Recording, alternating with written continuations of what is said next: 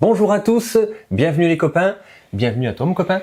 Comment vas-tu? Tu vas bien toi? Bah tu vas bien moi. Ça va, ça va. Écoute, je suis très content que nous soyons partis pour cette 3e vidéo. Ça me fait toujours plaisir de te retrouver et puis parler de cinéma, donc allons-y. Bah écoute, plaisir partagé. Aujourd'hui on va parler d'un seul film. Ouais.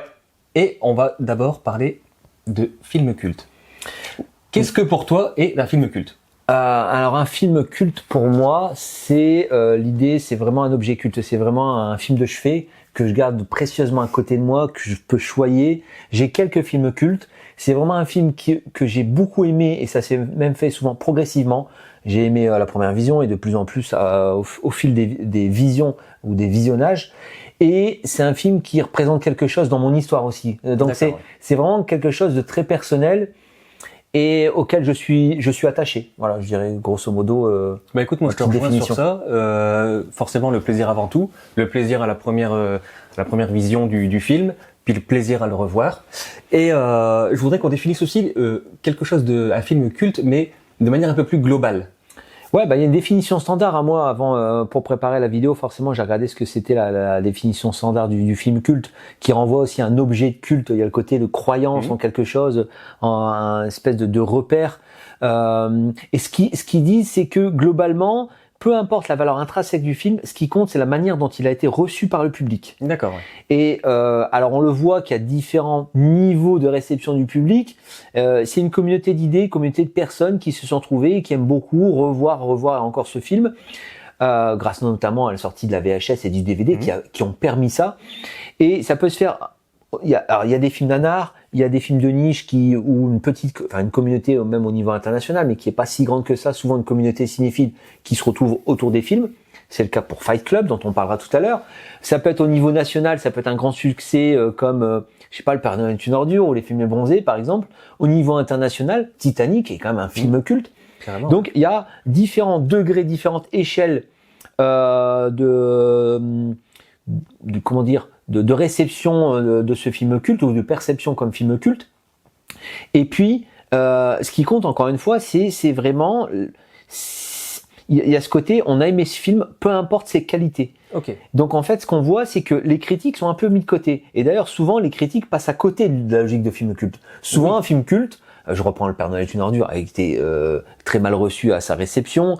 Fight Club, c'est la même chose. Blade Runner aussi. Il y a plein d'exemples qui montrent que ces films-là ont eu des mauvaises critiques, mais après, c'est vraiment le public qui se l'a approprié. Au-delà du succès d'un film, des fois, il y a un film qui a beaucoup de succès au box-office, mais finalement, après, il est vite oublié. Et ben là, j'ai l'impression que c'est le spectateur qui s'est dit, faut pas oublier ce film-là va marquer l'histoire du cinéma. Souvent, c'est les critiques qui décident, et ben là, c'est le public qui décide. Donc c'est très intéressant. Écoute, ça me fait penser exactement dans la deuxième vidéo quand on parlait de Last Action Hero. Ça a été un échec au box-office et pourtant, il est considéré comme un film culte. C'est ça. Il y a plein d'exemples comme ça et c'est ça qui est passionnant, c'est que aussi quelque part, le public, parce que le cinéma, cet art industriel, donc il y a déjà un paradoxe au sein même de la définition du cinéma, c'est qu'à un moment donné, il faut des critiques, et moi j'aime beaucoup les critiques, j'ai besoin de ce regard objectif, mais il y a aussi le côté émotion, parce que le cinéma c'est des émotions, et aussi le public qui choisit les films qui vont émailler l'histoire du cinéma, pardon. Eh ben écoute, je suis tout à fait d'accord avec ta définition. Ouais. Tu me fais bien plaisir. Ouais, bah merci copain. Et du coup, moi ça me fait penser à un truc. Ce qui a amené les films cultes, ce sont les supports vidéo. Les VHS, pourquoi? Parce qu'à l'époque, on regardait la télévision, avant les VHS, on regardait les télévisions et on dépendait des visionnages. Il y avait déjà des films cultes, mais ce qui a accéléré ça, c'est le support. On a accès aux VHS, puis après plus tard des DVD.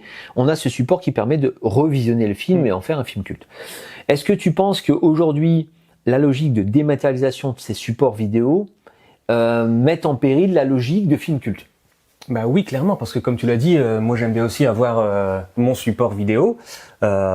Souvent, quand je vais voir un film au cinéma qui me plaît, je sais très bien que je vais l'acheter après parce que ça m'a marqué et j'ai besoin d'avoir ce film, d'avoir cette occasion de pouvoir le voir à tout moment, quand j'avais vraiment envie de le regarder, etc. Et avec la dématérialisation, si t'es pas abonné à toutes les plateformes, on a vu des films qui sont passés de Netflix, puis Amazon, puis Disney+ avec le rachat de la Fox, etc.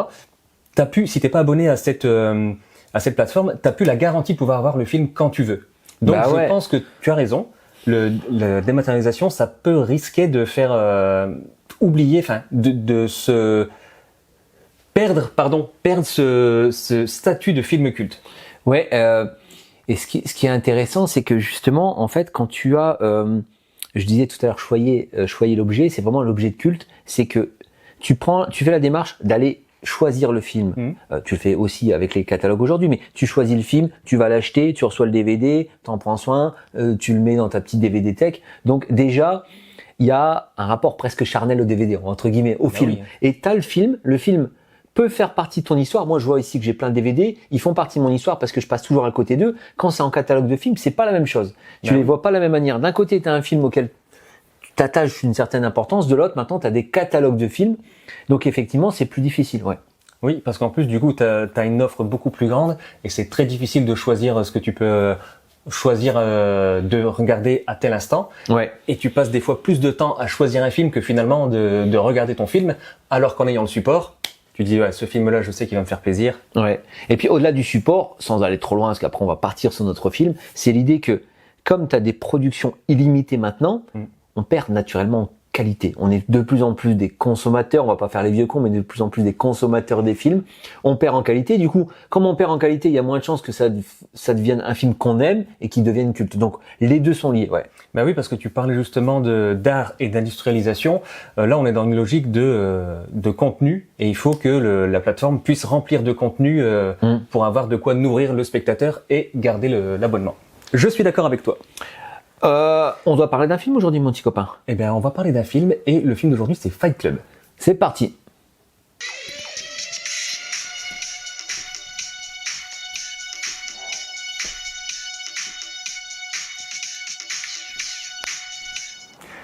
Donc le film d'aujourd'hui, comme on l'a dit, c'est Fight Club. Donc c'est un film qui est sorti en 1999, réalisé par David Fincher. C'est son 4e film. Il a réalisé avant Alien 3, Seven et...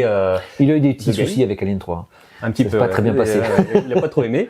Parce que lui, de base, il vient du clip. Clip vidéo de musique. Donc c'est un film avec en tête d'affiche Edward Norton et Brad Pitt. Donc Edward Norton qui avait joué avant dans Peur Primale et qui a été repéré par Fincher dans Larry Flint, ouais. Mania du porno. Tout à fait. Et Brad Pitt, donc lui avait déjà travaillé avec Fincher dans Seven. Et il sortait d'un échec avec Rencontre avec Joe Black. C'est ça. Voilà. Donc du coup, que peux-tu nous dire, sur la production du film, copain ? Sur la production du film, c'est déjà la première ambiguïté, c'est le fait que c'est un film d'auteur, mais qui se fait avec un gros budget, avec un gros studio de production, la 20th Century Fox, pour ne pas la nommer, qui appartient aujourd'hui à Disney. Donc c'est un film Disney. C'est très particulier. Donc film a un budget à 63 millions de dollars. Ils achètent les droits du livre éponyme de Chuck Palahniuk qui est sorti en 1996, donc 3 ans avant la sortie du film, pardon. Ils achètent que 10 000 $, donc ils ont fait un bon pari. Ils ont fait une belle affaire. Et ils ont fait une belle affaire, comme tu dis. Et donc on est sur 63 millions de dollars, un gros budget. Ils font appel donc, comme tu l'as dit, à Brad Pitt. Pourquoi Brad Pitt, malgré que ça c'est se considérer être comme un film d'auteur, c'est que c'est un film qui parle de la masculinité, des codes virils, qui parle plus aux hommes qu'aux femmes. Donc, il faut aussi attirer les femmes et donc il faut faire appel à Brad Pitt. Mais finalement, j'ai l'impression que Brad Pitt là-dedans va plus faire fantasmer les hommes que les femmes d'ailleurs. Ouais. Donc, il faut appel à Brad Pitt pour ça, qui lui sera payé 17 millions de dollars. Donc, pour un film d'auteur, c'est assez particulier. Ouais. Donc, ça commence comme ça. C'est-à-dire que ils savent pas vraiment trouver le bon équilibre. Ils veulent faire un film d'auteur qui dénonce la société capitaliste et en même temps, il faut que ça soit un film commercial. Du coup, même pendant la promotion, David Fincher veut qu'il y ait pendant la distribution du film, il veut qu'il y ait une promotion minimaliste. De l'autre côté, eux, ils veulent à grand renfort de publicité vendre le film. Donc, il y a déjà cette ambiguïté-là, ce qui fait que une sortie mi-figue, mi-raisin à l'image en fait de ce film-là qui sait pas vraiment se positionner, puisque échec commercial aux États-Unis, plutôt succès mitigé en Europe. On voit en France par exemple, il y a quand même 1 million de spectateurs au cinéma, ce qui est pas mal pour ce type de film-là.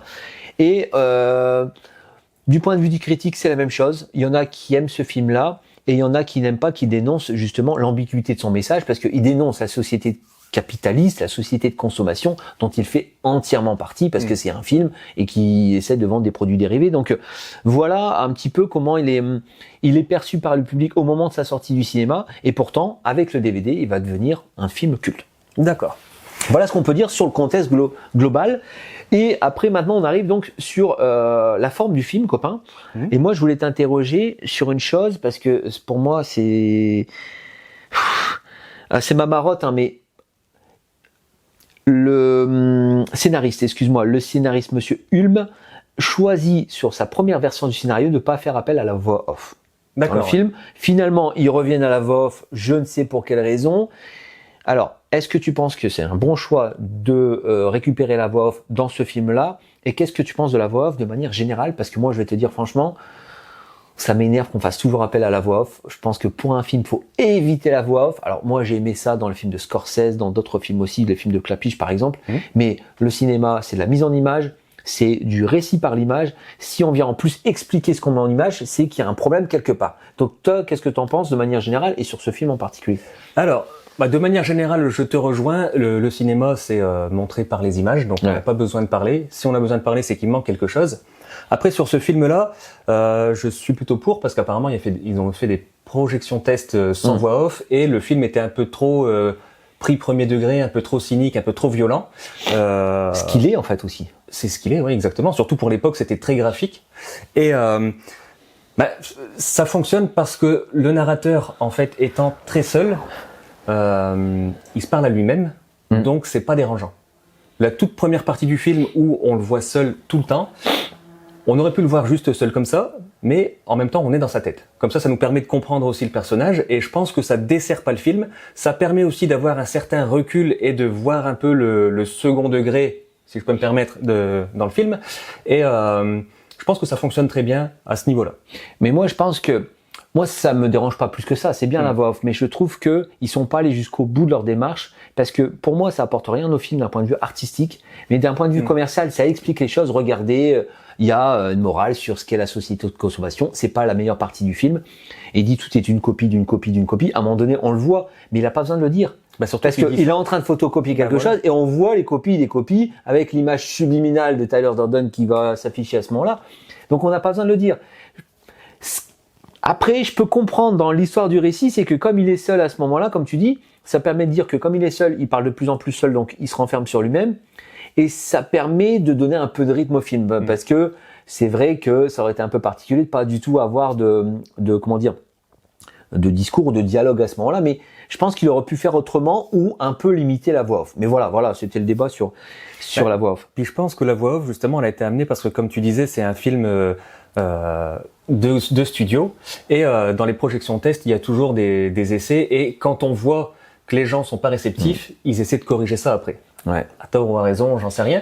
Mais en tout cas, ça permet justement de toucher un plus large public, surtout pour un tel budget. Ouais, t'as raison. Donc si on est encore sur la forme, il y a le choix de la voix off, il y a la BO qui est exceptionnelle, qui est très dynamique. Ouais, c'est ça. Et qu'est-ce que tu penses de la réalisation de Fincher sur ce film-là? Est-ce que ça rejoint une réalisation qu'on a l'habitude de voir chez l'auteur, je veux dire chez le réalisateur? Alors chez Fincher, oui, parce que t'as des moments qui font vraiment très clip. Je repense surtout à l'appartement du narrateur, où on voit toute. C'est très clipesque. Ouais. C'est très clipesque, et ça pourrait même être une pub pour Ikea, tellement c'est bien fait. Et oui, je pense que ça sert aussi le propos, parce que du coup, les moments où ça passe très vite, où on a des sortes de, on sait pas trop quelle temporalité, etc. Ça sert notamment quand au début le narrateur nous dit les journées se ressemblent, il sait pas quel jour on est, il y a ce repère par rapport à la cravate de son patron, parce qu'il sait que tel jour il met toujours telle cravate, etc. Et oui, je pense que là ça me dérange pas, l'image sert la narration. Ah bon, clairement l'image sert la narration, et David Fincher sait très bien faire ça, c'est-à-dire que il sait mettre le chaos. On se rend vite compte dès le départ. Parce que dès le départ, espèce de plan comme ça, en plongée très rapide, où on se rend compte qu'il y a des connexions qui sont faites, on ne sait pas si c'est un ordinateur ou si c'est l'esprit, on se rend compte vite fait que c'est l'esprit donc du narrateur, qui a à ce moment-là un flingue dans la bouche. Et on verra plus tard que c'est lui-même qui veut se tirer une balle dans la bouche pour faire partir son double. Donc tout de suite, on est au cœur du film, et on voit tout de suite que à travers la mise en image, on va parler du chaos qu'on reverra à la fin du film, puisque à ce moment-là, c'est le début, mais c'est la fin de l'histoire. Donc ça, je trouve que c'est bien mis. Et puis, il y a cette, cette image crasseuse, en fait. Tout au long du film, il y a c'est très très sombre. Il y a cette image très crasseuse du jaune, tu vois. C'est comme si c'était très mal éclairé avec le directeur de la photographie, Crandon Wuth. Je trouve qu'ils ont fait un bon travail sur l'image sans trop abuser. On a l'impression d'être partout dans des lieux complètement insalubres, et ça correspond à ce qui se passe dans la tête du narrateur. Même en fait. En journée, ça reste quand même assez sombre. Bah ouais, c'est tout le temps sombre. Donc ça, ouais, je trouve que c'est bien mis. Fincher sait très bien faire ça, c'est-à-dire il sait gérer le rythme. Tu vois, comme tu dis, il a fait du clip, donc il y a des moments c'est clipesque, mais c'est pas trop. C'est pas trop rapide, parce que si tout le long du film c'était comme ça aurait été un peu pénible. Tandis que là, il y a des moments, il sait un peu plus se poser. Il y a des moments de plans séquences qui sont très bien faits. Donc ouais, ça c'est plutôt réussi. Donc voilà pour la forme. Maintenant, allons-y sur le cœur de notre sujet, ce copain, à savoir le fond. Alors, le fond, ça traite beaucoup de sujets. On va revenir rapidement sur le gros thème du film, c'est la dénonciation de la société capitaliste, de la société de consommation. Grosso modo, qu'est-ce qu'on nous dit dans ce film-là, à part les répliques cultes? Qu'est-ce qu'on nous dit? Alors, il dénonce surtout la publicité. On est entouré de publicité. On veut vivre à l'image qu'on nous renvoie. C'est pour ça que lui-même remplit son appartement de meubles Ikea. C'est pour ça que les hommes vont à la salle de muscu pour ressembler aux mannequins, etc. Et donc, il se rend compte au fur et à mesure que même s'il remplit tous les critères, toutes les cases, il a tel meuble, il a réglé le souci du canapé, c'est ce qu'il dit à un moment donné, en fait, il est pas complet. Il est pas complet et ça lui suffit pas. Mais en fait, ce que dit le film, c'est que la complétude, on la trouve à travers notre consommation. Donc, on se définit à travers cette consommation. On finit par devenir l'objet nous-mêmes.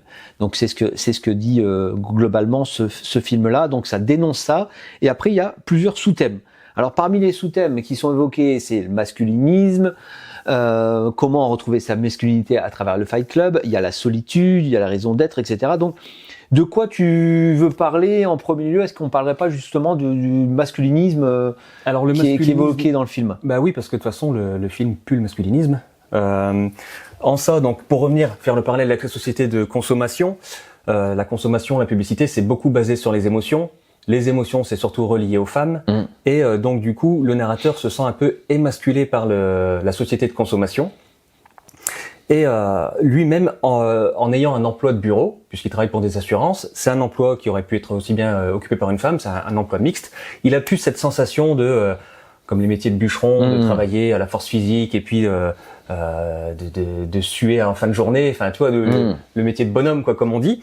Et du coup, c'est pour ça qu'après, il cherche à vraiment trouver le moyen de pouvoir avoir cette sensation de masculinisme. Et même quand il a son rendez-vous chez le médecin, quand il lui dit vous voulez voir des hommes souffrir, allez à tel groupe de soutien. Et là c'est quoi? C'est un groupe de soutien des hommes qui ont un cancer des testicules, donc qui ont été c'est très symbolique. C'est très symbolique. C'est vrai que le masculinisme c'est mis en avant dans le film, mais ce qui est marrant, c'est qu'il y a un masculinisme, mais c'est pas forcément la misogynie. Il faut pas confondre les deux. C'est qu'ils se disent, il faut qu'on se concentre sur nous. On a perdu notre virilité. Comment pourrait-on retrouver notre virilité? Et c'est pour ça que, effectivement, lui, il va essayer, à travers ça, de retrouver tous ces codes masculins qu'il a perdus. Et il va commencer par quoi, copain? Par la bagarre. Ah ouais, la bagarre. C'est important, la bagarre. Et pourquoi il fait la bagarre? Pourquoi il ouvre ce Fight Club? Alors, on va résumer, mais parce qu'il faut à la fois évoquer les thèmes et essayer d'aller dans l'ordre chronologique. Le thème, c'est la virilité, le masculinisme. On commence par ça. C'est quoi le cheminement du narrateur dans ce film pour justement retrouver sa virilité? En fait, il se rend compte qu'il n'est pas complété par sa consommation pure. Consommation. Donc, il essaye de revenir un petit peu aux bases. Et quand son appartement a brûlé, il demande du coup à Tyler Durden s'il peut dormir chez lui. Il lui dit à une seule condition, frappe-moi. Et il lui dit parce que tant que tu t'es pas battu. Mais du coup, je te coupe dans le cheminement. Le premier cheminement, c'est la rencontre avec Tyler. C'est la rencontre avec Tyler. Je voulais que tu me parles de ça. C'est la rencontre avec Tyler. Donc, qui se fait dans un avion. Ouais. Donc, il se rend compte qu'ils ont le même attaché case et puis il commence à parler avec lui et il lui parle de son idée fixe quand il est dans un avion. t'as une cuillère que tu utilises une fois, un repas unique, un savon unique, machin, etc. Et du coup, il lui dit, vous êtes de loin mon ami unique le plus intéressant. Et donc à partir de là, il fait la rencontre de Tyler. Quand il rentre chez lui, son appartement a pris feu. Comme il lui a laissé sa carte, parce que lui-même, en tant que vendeur de savon, a laissé sa carte, il dit tiens, je vais le rappeler parce que je sais pas où elle est. Et au moment où ils sont dans le bar, donc ils discutent un petit peu justement de consommation. Lui se plaint en disant mon appartement, me compléter, etc. Et il lui dit je veux bien t'héberger chez moi. Donc Tyler dit au narrateur je veux bien t'héberger chez moi à une seule condition, c'est que tu me frappes. Parce que si tu t'es jamais battu, tu te connais pas toi-même. Donc là, il lui met une patate de forain dans l'oreille en plus. C'est bien. De forain, non, mais dans l'oreille, oui. Et puis en plus, surtout, pour la petite anecdote, c'est que en fait, Fincher n'avait pas prévenu Brad Pitt, et c'est lui qui a dit à Edward Norton de le taper dans l'oreille. Ah d'accord, je savais pas. D'accord, je savais pas. Et donc à partir de là, ils commencent à se battre. Et il y a d'autres consommateurs du café où ils sont, qui les voient et qui participent. Au début, ça se passe sur le parking, et au fur et à mesure, ils ont accès à la cave en fait du bar. Donc ils organisent ça dedans. D'accord. Qu'est-ce que j'allais dire? Du coup, c'est vrai que ce retour à une certaine forme de virilité qu'il porte en lui, ça se fait en plusieurs étapes. C'est-à-dire qu'au début, lui, le narrateur, il a pas de charisme, il se laisse faire, il commence à se critiquer le système, mais sans jamais rien bouger. Il va trouver son double qui lui fait d'abord la morale en disant la société de consommation, c'est pas bien, ça fait de toi un produit. Donc maintenant, si tu veux sentir exister, bagarre-toi, parce que si tu sais pas si tu t'es jamais bagarré, tu peux pas savoir quitter. Pour moi, c'est vraiment parce que il y a même pas cette idée de violence au départ, c'est l'idée d'avoir un besoin viscéral de se sentir exister à travers le physique. Qu'est-ce que font les gamins dans les cours de récréation, de plus jeunes, même jusqu'au collège, même peut-être moins après le collège, c'est qu'ils ont besoin de se toucher. Ils ont besoin de se bagarrer. Alors après, ils sont toujours en train de pleurer, mais ils ont besoin d'aller chercher ça parce que ils se sentent exister à travers ça, parce qu'ils ont un contact. Et tu vois, quand on parle de contact, au départ, Tyler, il est seul, il a plus de contact avec personne, il a juste contact avec ses objets. Après, pour se sentir moins seul, il va aller au contact dans la réunion des cancers anonymes, hein. Dans les différents groupes de soutien. Ouais. Et à un moment donné, il va avoir un premier contact avec Bob, qui lui a été émasculé et donc il a une poitrine énorme parce que c'est un ancien bodybuilder qui a pris trop de stéroïdes. Et en fait, c'est un moment qui est un peu gênant pour nous, mais lui, il retrouve le côté, au moins il a une relation physique avec quelqu'un. Et le fait qu'il a des seins, il se sent aussi un peu choyé parce que il y a ce côté masculin où on serre très fort, mais ce côté féminin parce qu'il a une poitrine. Donc c'est un peu particulier. En plus, il le dit lui-même, il dit j'avais l'impression d'être contre les mamelles de Dieu. C'est ça. Oui, c'est vrai, j'avais oublié ça. Tu vois, donc c'est vraiment génial. Et après, petit à petit, il aura ce besoin encore de plus en plus viscéral de revenir à leurs instincts primaires. Leurs besoins primaires, c'est celui de se toucher, d'être en contact. Donc il y a même pas le côté forcément théoriser, de se dire tiens, on peut se sentir plus viril parce qu'on n'a pas fait de guerre, on a besoin de se battre. Il y a aussi ce côté-là pour moi. Oui, tout à fait, oui. Ouais, puis en plus, c'est vrai que ça, c'est une partie qui dit aussi que eux n'ont pas connu de grande guerre, qu'ils sont des hommes qui ont été élevés par des femmes, parce qu'on apprend après que le narrateur, son père est parti quand il avait 6 ans, donc il a été élevé par sa mère. Les années 90, famille monoparentale, etc. Voilà, il n'a pas le repère masculin à la maison. Et justement, la bagarre, ils viennent pas pour tabasser quelqu'un, parce que la règle, c'est dès qu'il y en a un qui dit stop, ils arrêtent. Ouais, bien sûr. Et puis même quand ils se bagarrent, on voit que souvent dans la bagarre, ils ont besoin de se serrer, d'être en contact. Et puis après, ils sont contents, parce qu'effectivement, au-delà du contact, ils se sentent vivants. C'est-à-dire que le problème de la société de consommation, c'est que pour exister, tu as besoin d'avoir quelque chose, de posséder quelque chose. Mais en fait, tu perds ta liberté, parce que tu finis par être dépendant de ce que tu possèdes. Tyler Durden, il a rien et il a une liberté totale. Il peut même aller jusqu'à se battre. Et en fait, le fait de se battre, ça renvoie à l'idée de l'apparence de la société de consommation où il faut être parfait parce que la publicité nous dit qu'il faut choisir et être ce modèle-là. Tandis que là, il s'en fout. Il peut perdre des dents, il peut saigner de la bouche, il peut le montrer à son chef, où il montre sa gueule remplie de sang.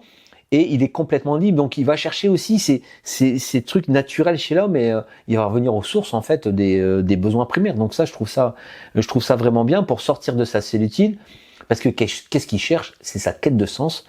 Et dans la quête de sens, c'est le besoin de virilité. Et là, il y a Marla qui arrive. Marla, quel est son rôle pour toi dans le film, le rôle de ce personnage-là? Pourquoi il repousse Marla, qui est la seule figure féminine? Marla, en fait, on peut faire le parallèle avec le narrateur qui, lui, est seul au début.